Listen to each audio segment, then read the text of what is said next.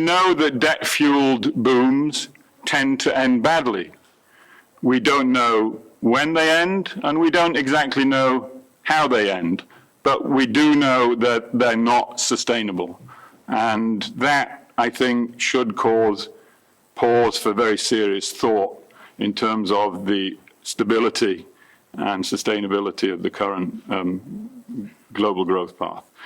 For us, behind that is a series of policy measures that have come to dominate the post-crisis period, which have not produced inclusive and sustainable growth. That began with a major effort to save the banks after 2008, 2009. One can justify that, although there are issues about how exactly that was done. But that was far too quickly followed by a push for austerity. We talked about that in last year's Trade and Development report. The toleration, as I said, of shadow banking, the encouragement of mega mergers, which have hit, again, historic highs in recent months. And the endless beating of the free trade drum has provided what we see as the economic beat for and I'll use the term from the Chicago economist Luigi Zingales, the Medici vicious circle, in which growing economic power and rent-seeking behavior has reinforced and captured political power, reinforcing economic power. I recall that being a controversial term, rent-seeking economy, in last year's report. So I won't go back to the TDR to just to indicate the relevance of this. I'll refer to the well-known Marxist economist Martin Wolf of the Financial Times, who in an excellent piece on why so little has changed since the financial crash, fundamentally recognizes what he calls the growing vested interest in today's rent-extracting economy. It's The Real News. I'm Lynn Fries. That was a clip of Richard Kozel-Wright presenting the 2018 Trade and Development Report at the United Nations Conference on Trade and Development board meeting. Both the report and the UN institution are better known by their acronyms, the TDR and UNCTAD, respectively. Joining us to talk about the 2018 TDR is Richard Kozel-Wright, who's the lead author and director of the Division on Globalization and Development Strategies at UNCTAD. Thank you for joining us, Richard. Welcome. Thank you, Lynn, for the invitation. Start by commenting briefly on the current growth path of the global economy presented in the report. We talk a lot in the report about what the Chicago economist Luigi Zingales calls this Medici vicious circle of this growing interaction between increased economic power and increased political power, and the way in which that has become a self-reinforcing part of a very vicious circle. I think most people recognize that feature, and increasingly as part of the trend in advanced economies. In one way or another, people associate the rise of what is referred to, probably inappropriately, as populist politicians, the Brexit experience, as somehow linked to the removal of trust from the political system, which is increasingly seen as favoring a smaller and smaller part of the population. So we know that's the case in the advanced economies, and we're seeing that now extended into the international realm. And so the squeezing of government revenues and the squeezing of wages is a part of that story, not only in the advanced economies, but also in the developing economies too. And of course, one of the responses of that is for governments and people to at least try and maintain what has become their sense of an acceptable living standard, has been to borrow. And as financial markets has become more deregulated, the ability to borrow has become easier. And we know from the predatory practices of financial institutions that has its own very significant downside risks and consequences. And so you get these vicious circles evolving around growing market concentration, rent-seeking behavior, increasing indebtedness, increasing inequality, which have become now, as far as our analysis is concerned, hardwired into the workings of the global economy, with consequences we're seeing not only in advanced economies but also in developing economies too. And the recent bout of financial vulnerability that has emerged in countries like Argentina and Turkey and other economies is a further reflection of that kind of vicious circle that we think is intrinsic to the workings of hyperglobalization. In presenting the TDR at the UNCTAD board meeting, you said that global trade is very much a big firm game. I'm going to play a clip of that for viewers. We've talked a lot in previous reports about the way in which financialization and neoliberal policies are central to what we see as an unequal, highly indebted, unstable global context. Last year's report put into the discussion another trend that we see as particularly significant, which is its growing concentration of corporate power, not only in the financial sector, where the issue is very apparent, but across large swathes of the economy in both developed and developing countries. And that's true of international trade, of course, because international trade is a big firm game. But to give you a figure, on average, 1% of the world's firms account for something like 55 to 60% of international trade, and there is variation across that average figure, but it's very much a big firm world. That point is rigorously substantiated in the Trade and Development Report, including data showing the profits of the top 2,000 transnational corporations and the global labor share of income, charted from a base year of 1995 through 2015. Talk to us about that chart. Yeah, it's a striking chart. I think we've known for a long time that the share of global income going to wages, to labor incomes, has been declining for 20, 30 years, and in some cases even more. I think what this chart demonstrates is that the real beneficiaries of that decline have been the very large corporations. It's an almost inverse relationship between the declining share of labor overall and the rising share of global income taken by the top 2,000 corporations. We know this from, of course, from the story about the rise of the 1% in terms of household incomes. But this, I think, is a focus on the functional side of that story, which really does show the way in which large corporations have, based upon the kind of rules of the game around hyperglobalization, have been able to dominate the returns that we associated with hyperglobalization. Take us deeper into this analysis and the mechanisms involved. For example, talk about the role of global value chains in all this. A lot of international trade is now organized around global value chains. Global value chains are characterized by the dominance of what is in the literature referred to as the lead firm, which is responsible for organizing the chain across several different locations in most cases.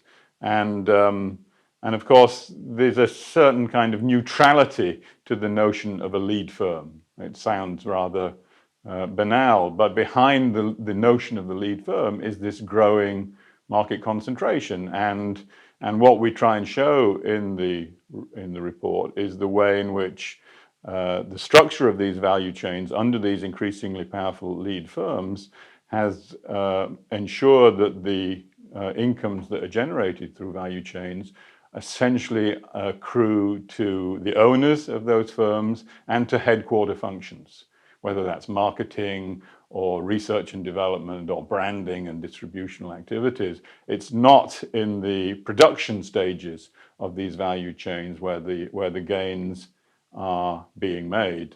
And so again, the notion of rent-seeking behavior within the context of global value chains surfaces as a important element of this world of growing market power, growing inequality that people have begun to struggle with, not only in developing countries, but also, of course, in advanced economies too. One of the big sells in favor of a hyperglobalized world is that it'll lead to greater investment.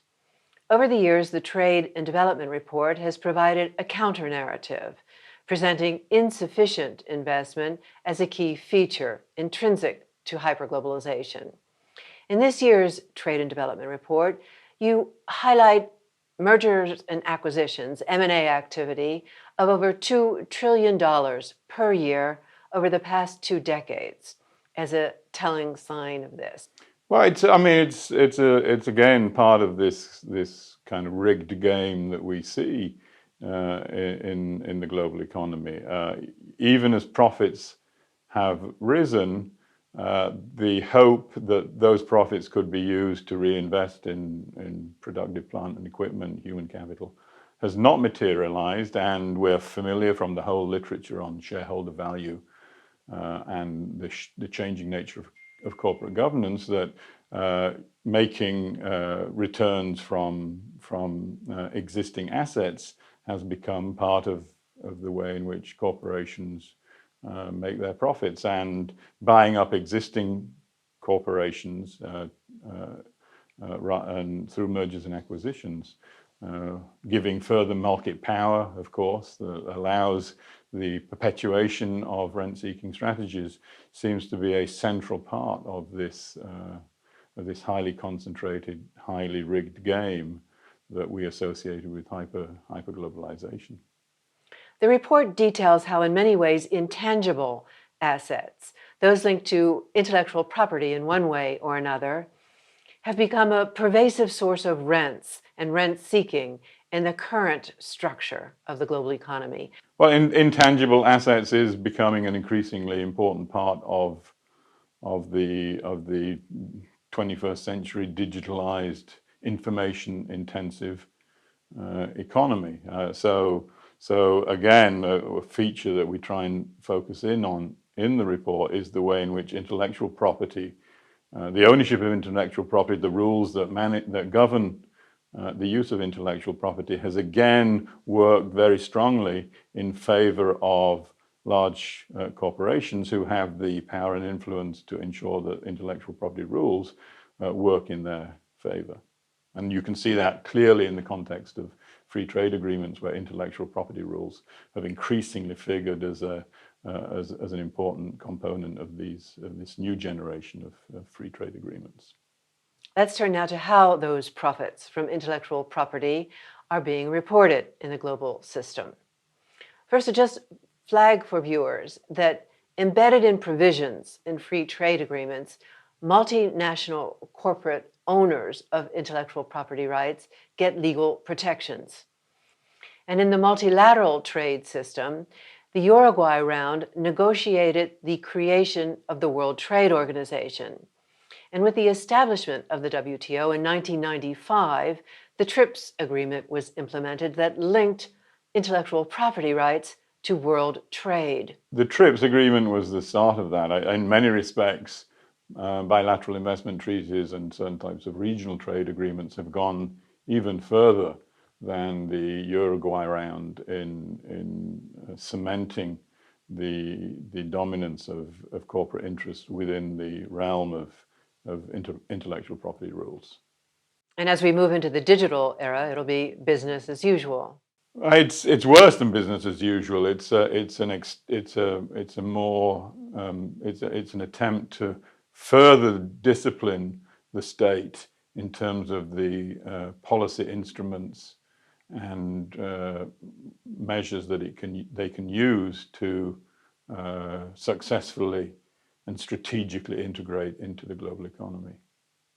To get back to the point about how profits from intellectual property rights are being reported in the global system, tell us about this chart. It's a fairly stunning chart that kind of shows that the income generated by large US corporations is, on paper at least, far more significant in what are clearly tax havens, Bermuda, Ireland, the Netherlands, Switzerland, in comparison to the big markets, which if we were in a more normal economic environment is where one would expect large international corporations to be making their money, China, Germany, Japan.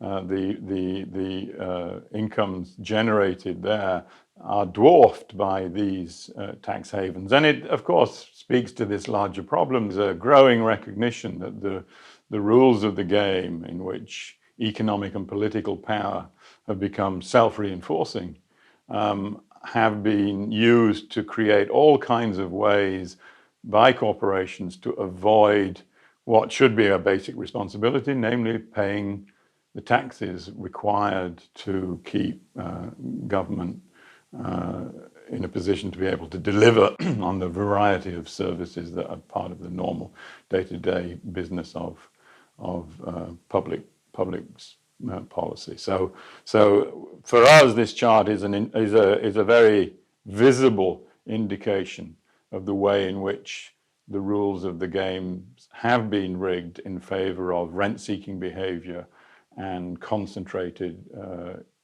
economic power and influence. I see the TDR cites congressional research of the United States, which finds that the US could be losing up to $90 billion every year on the back of these intellectual property right profit shifting schemes alone. And remember, this is in a world where corporate tax rates have been steadily declining. There's been a persistent 30-year downward trend in corporate tax rates. But despite that downward trend, corporations have still looked for ways to circumvent their responsibilities in terms of paying the revenues required for basic public services of one kind or another. So under the current system of global trade, workers and governments alike are at the wrong end of the stick.